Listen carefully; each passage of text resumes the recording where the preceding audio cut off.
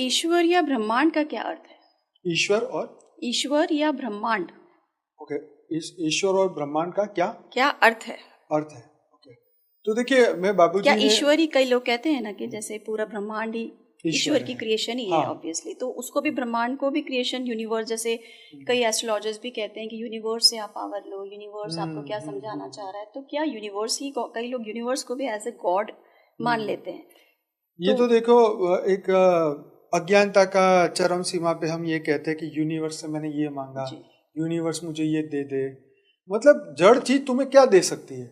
जैसे पत्थर पड़ा है रोड पे और पत्थर से बोलो कि हे पत्थर मुझे तू दे दे, रुपया दे, पैसा दे, बंगला दे, वो पत्थर क्या देगा? वो तो निर्जीव है। जहाँ चेतना होगी वहीं से तो कुछ मिलेगा। देखो जैसे डेड बॉडी पड़ी है, उससे तुम प्रेम मांगोगे तो मिलेगा। तो उसके अंदर जो चेतना थी वो तुम्हें प्रेम दे रही थी, चाहे माँ का, चाहे बीवी का, बच्चों का। प्रेम कौन देता था? वो उसके अंदर की चेतना। तो ये ब्रह्मांड चेतन है, जागृत है।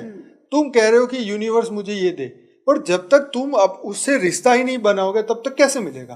पड़ोसी का, पड़ोसी तुम्हारे बेटे को कुछ देगा? दिवाली पे 100-200 रुपए दे दिए, और क्या देगा? पूरी जिंदगी की मिलकर थोड़ी ना देगा, वो तो अपने बच्चों को देता है।